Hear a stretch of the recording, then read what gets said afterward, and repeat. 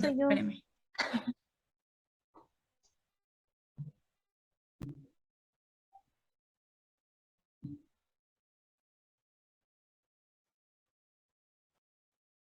Sí, ya casi se acaba pediatría. Es que no sé cómo, no sé. Ahí No, donde ya él está seleccióname diciendo y me pones a mí como como anfitrión o anfitrión. Ya, Ya. doctor, era yo, perdón. ¿Quién era? ¿Yael? Sí. Bueno, vamos a ver el último tema que corresponde a el programa que abordamos hasta el día de hoy. Entonces vamos a ver lo que es el abordaje del niño con talla baja. Esto se lo va a hacer muy sencillo porque ya ya empezaron a agarrar mucha experiencia en estos bloques y con las tareas y las percentilas. Entonces, bueno, ¿cómo definimos talla baja? Existen diferentes criterios para hablar de talla baja. Primer criterio, hablar que tiene talla para la edad y género en una tabla o gráfica percentilar poblacional de referencia cuando su talla se encuentra por debajo del percentil 3, tiene talla baja. Segundo criterio, cuando el paciente tiene una talla por debajo de 12 desviaciones estándar para la media de acuerdo a la población de referencia, tiene talla baja, más de 2 desviaciones estándar. 3.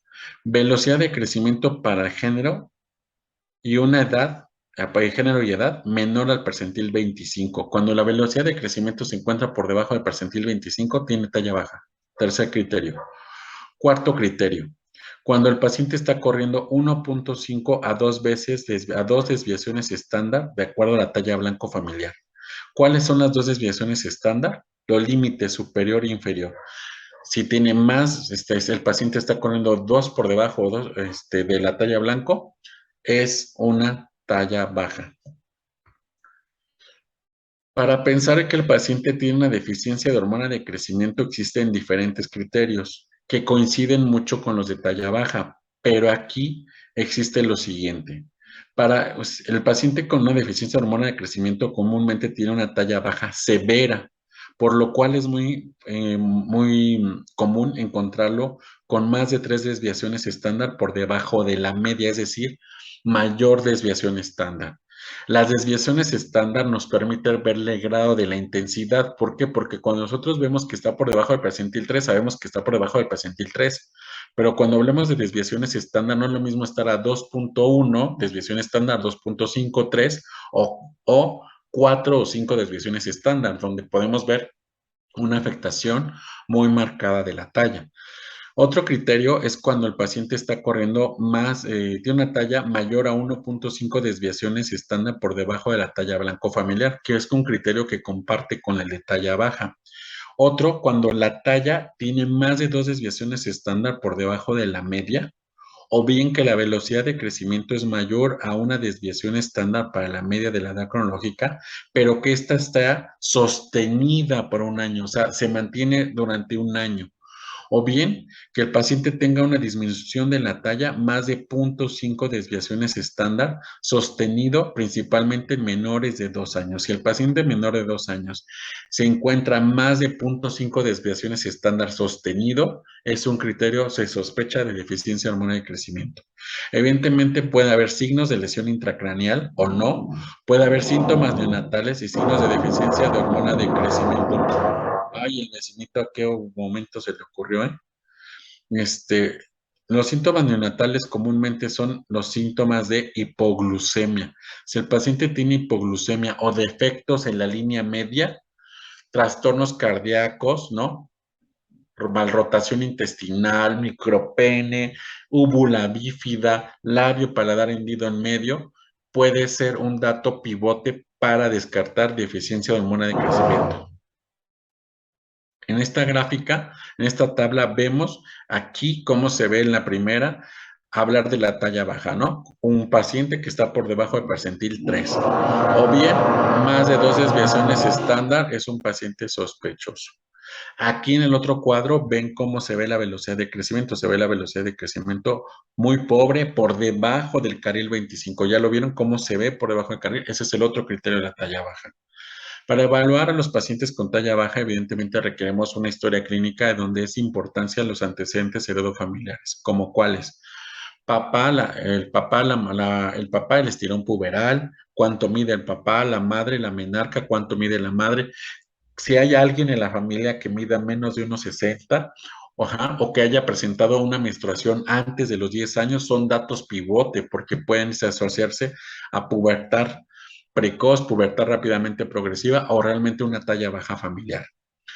Evidentemente, trastornos sindrómicos podrían relacionarse para pensar en un trastorno de crecimiento. Los antecedentes perinatales recobran importancia saber si es un producto de término, postérmino o pretérmino, si el peso fue adecuado para la edad gestacional o no, recordar las tablas de gráficas de Lutsenko-Bataglia, ¿no? ¿Para qué sirven, no? ¿Dónde ubican? Si el paciente tuvo retraso de crecimiento intrauterino, evidentemente eso es un factor de riesgo y si el paciente no se recuperó después de los 2 años, es otro factor de riesgo.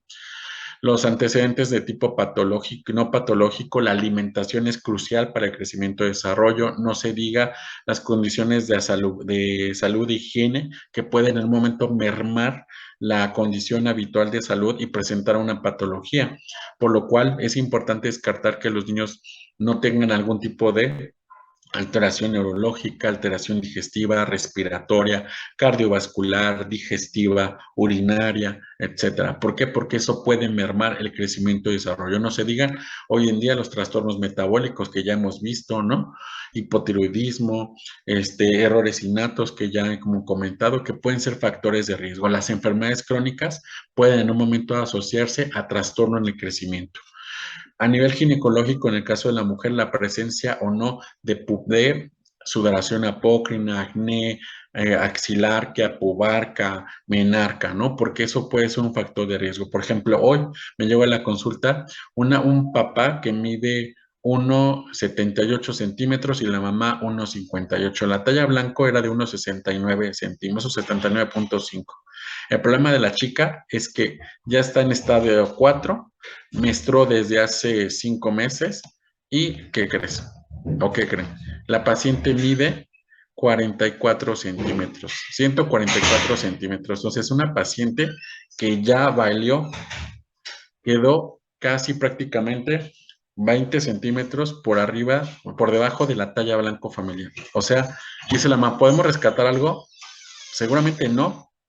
¿Por qué? Porque ya está en estadio 4 y 3 púbico con una menstruación desde hace casi 6 meses.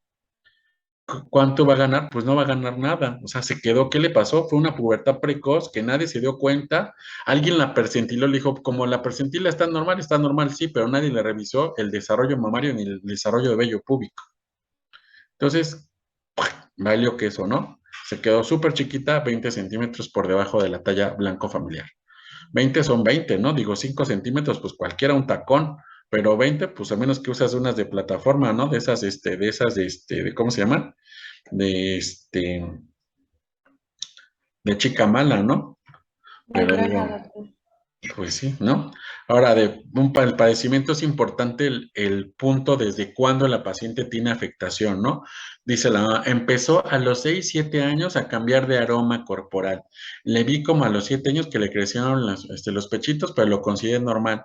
Train, ¿no? O sea, hay algo anormal, ¿no? El papá muy inteligentemente le dice, ¿sabes qué? No, esto no coincide porque la esposa de mi amigo me dijo que tuvo pubertad precoz y que menstruó a los 9 años y que se quedó chiquita y después de eso ya no creció. Dice la mamá, ay, estás inventando, de por sí ya iba a ser chaparra. No, reina, tienes una pubertad precoz y para tu suerte cayó en tu hija, ¿no? ¿Qué quiere decir? Que finalmente existe el riesgo, entonces ver desde cuándo tiene ese problema de crecimiento, cómo lo manifiesta, se estancó en crecimiento, desde cuándo no crece, por qué no crece, ¿no? Entonces, de ahí la importancia de saber toda la historia clínica en este caso, ¿no? En los casos de los pacientes que son con talla baja. Hoy en día ustedes ya saben sacar la evaluación antropométrico, lo que es el peso para la edad, la longitud de talla para la edad, la relación peso-longitud o peso para la talla blanca familiar.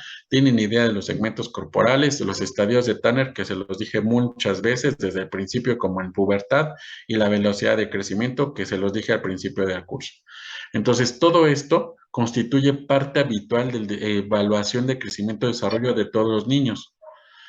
¿Ok? Entonces, ¿cómo evaluar un niño? Pues con esto, ¿no? ¿Cómo hacerlo? Pues puedes llevar una secuencia, ¿cómo haciendo una gráfica de crecimiento y desarrollo, ¿no? Si quieren, si en un momento dado son flojos y no quieren evaluar, pues entonces no vas a saber si es normal o no. Pero si hacen una gráfica de crecimiento, van a ver si lleva normalidad o no un paciente, ¿cierto? Ajá, entonces, lástima que ahorita ya no hacen mucho servicio, pero cuando antes se hacía ese servicio fuera, había un parte de nutrición que era el coco de muchos para liberarse. ¿Por qué? Porque tenían que seguir al niño desnutrido o los de niños con normales con gráficas de crecimiento. Entonces, evidentemente, eso te daba la apertura de pensar la normalidad, la normalidad o la normalidad, y en un momento dar un plan de manejo nutricional a un paciente.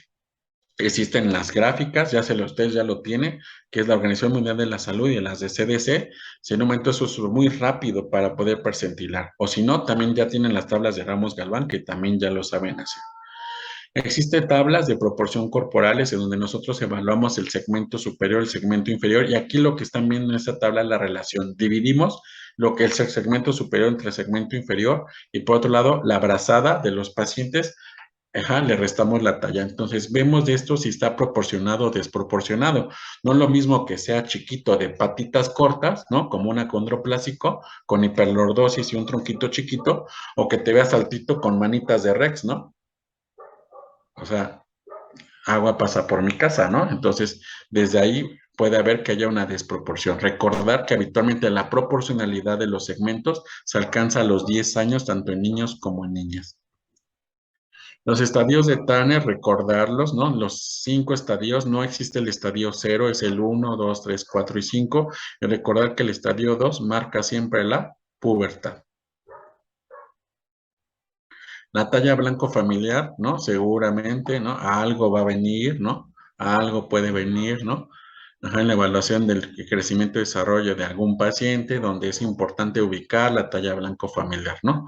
Talla de la madre más el padre entre 2, niño más 6.5, niña menos 6.5, y le damos los límites superior e inferior con 8 centímetros hacia arriba y 8 hacia abajo, ¿cierto?